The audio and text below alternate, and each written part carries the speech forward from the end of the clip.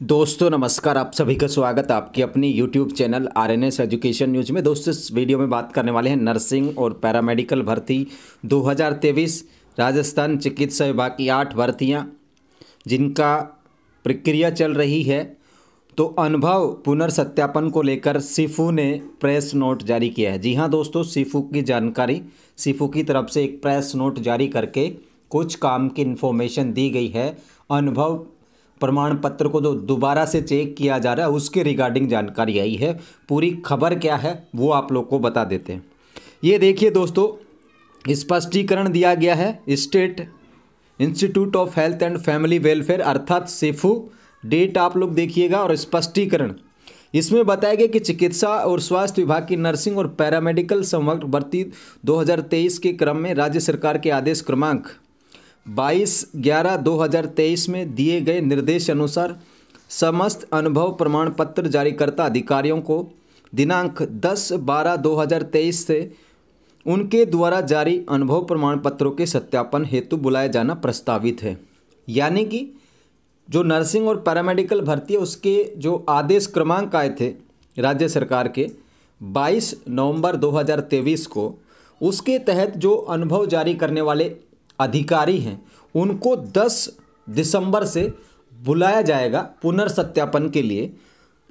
अनुभव प्रमाण पत्रों के पुनर्सत्यापन के संबंध में स्पष्ट किया जाता है इस कार्य हेतु संस्थान द्वारा पृथक से जिले संस्थानवार कार्यक्रम जारी किया जाएगा।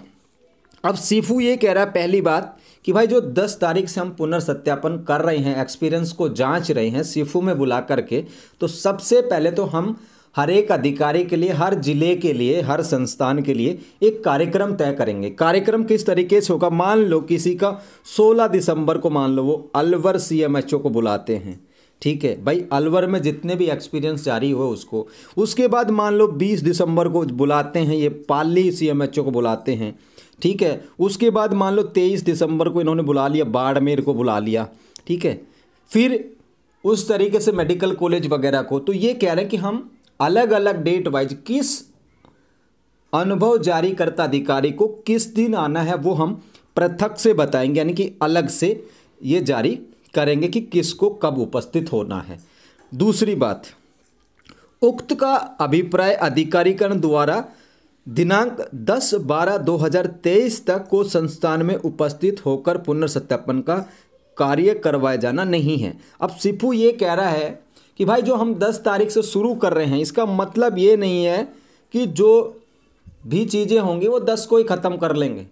कतई ये मतलब नहीं है कि हम 10 तारीख से ही यहाँ पर कार्रवाई शुरू कर देंगे या हम करा लेंगे 10 तारीख को, या 10 को ही करना जरूरी है।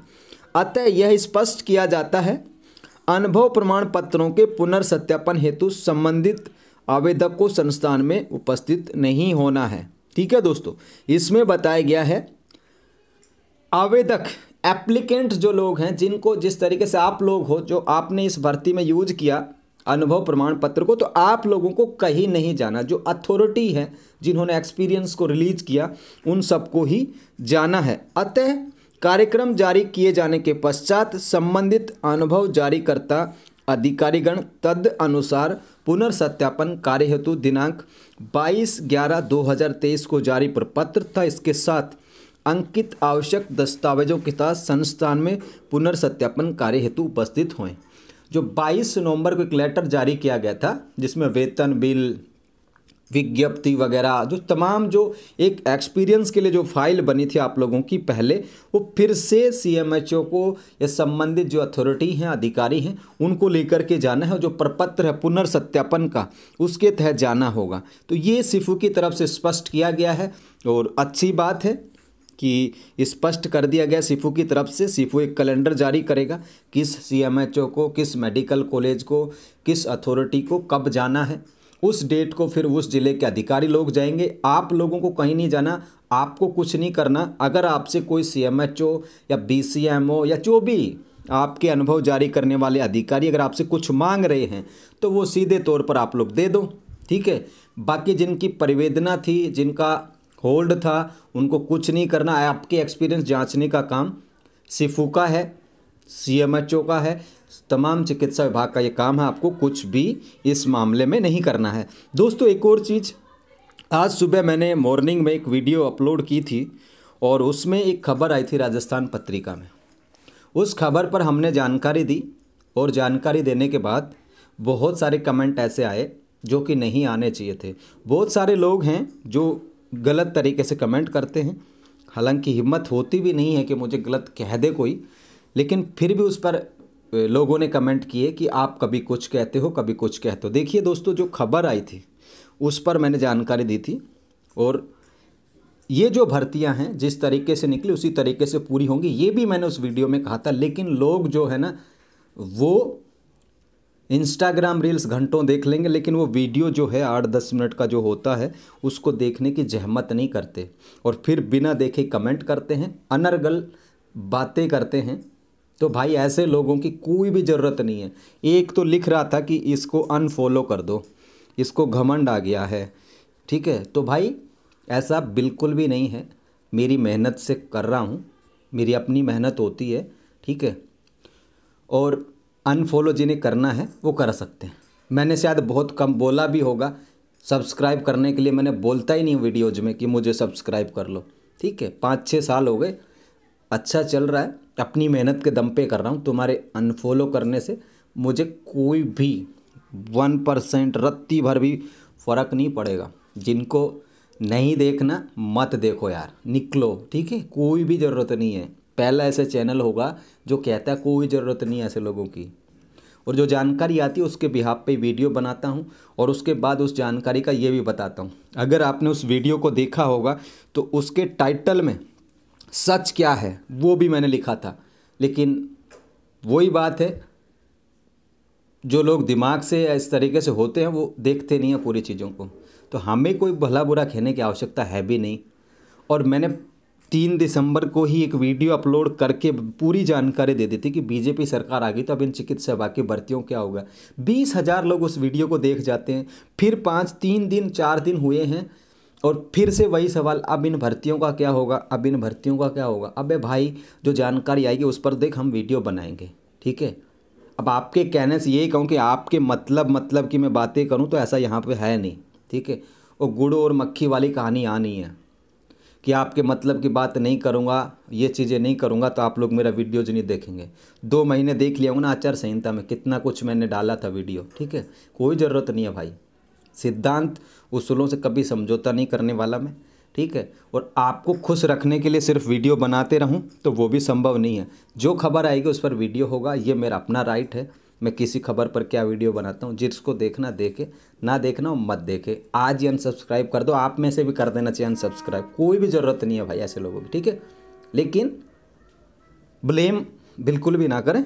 और भर्तियां जिस तरीके से निकली उसी तरीके से पूरी होंगी। अब उसमें खबर आ गई अखबार में कि बेरोजगारों को चिंता सता रही, कहीं सरकार ऐसा ना कर दे। अब वही बात मैंने बोली थी और फिर लास्ट में ये भी बताया था कि दोस्तों आप चिंता ना करो, आप लोगों की भर्ती इसी तरीके से पूरी होंगी। फिर भी कमेंट करके और ब्लेम कर रहे हैं कि आप कभी कुछ कहते हो अभी कुछ कहते हो, आप भी इस पक्ष में हो, ये वो पक्ष में हो। तो स्वार्थ और मतलब भरी दुनिया में अगर हम किसी के उस तरीके की बातें नहीं करें ना तो हम उनके लिए ऐसे हो जाते हैं, ठीक है।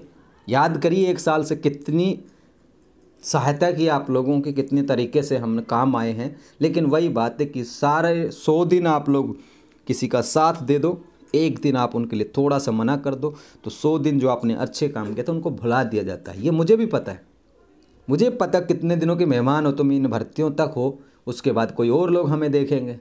अब ऐसा तो नहीं है कि मैं तुम्हारे पीछे पड़ा रहूँगा तुम ही मुझे देखते रहोगे, ऐसा भी नहीं होगा, ठीक है। तो थोड़ा सा कमेंट करें, सभ्यता से करें, अन्यथा मैं हाइड भी करता हूँ। डेली 5-7 लोग हाइड होते हैं, यानी कि जो कमेंट करते हैं गलत, हाइड, रिमूव कमेंट, हाइड, ठीक है। बहुत सारे हाइड पड़े होंगे भाई।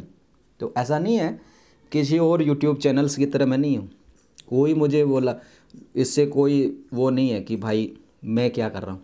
मैं अपना काम कर रहा हूँ, बेहतर ढंग से कर रहा हूँ, मुझे पता क्या सही है क्या गलत है, कब क्या बोलना है कब क्या करना है, ठीक है। और धमकियाँ उमकियाँ कहीं दूरी रखें अपनी, ठीक है। बैठा हूँ जहाँ भी, और आप लोग भी ये ना समझे कि हम आपको गलत बोल देंगे, ठीक है। सब लोग ऐसे नहीं होते, 95% लोग हैं ना मुझे बहुत सारा प्यार देते हैं, सपोर्ट देते हैं, समर्थन देते हैं। वो ये सारी बातें उन 5% लोगों के लिए हैं। और ये एक बात और भी देखने को मिली है, जितने भी सारे लोग कमेंट करते हैं उल्टे सीधे, उनको मैं देखता हूँ कि इनके कमेंट पहले से कब किए गए हैं। तो किसी के तो 2 कमेंट थे आज से पहले तक के, किसी के 3 कमेंट्स थे, किसी के 4 कमेंट्स थे। काफ़ी सारे तो लोग ऐसे भी हैं ये गलत कमेंट करने वाले, इनके मान लो 10 कमेंट्स थे, 10 में से 8 कमेंट में तो मेरी रिस्पेक्ट में उन्होंने शब्द लिखे हुए हैं, और 90 में 10वें 11वें कमेंटों मुझे गालियाँ दे रहे हैं। तो ऐसा सब देखता हूँ मैं, ठीक है। बाकी दोस्तों मेरी बातों को ऐसा ना ले, जिनको चैनल देखना है देखें, नहीं देखना अनसब्सक्राइब कर दो भाई, कोई दिक्कत नहीं है। भर्तियाँ जिस तरीके से निकले उस तरीके से पूरी होंगी, सबकी ज्वाइनिंग होगी, समय ज़रूर लग सकता है। बाकी ऑल द बेस्ट सभी को। जय हिंद, जय भारत।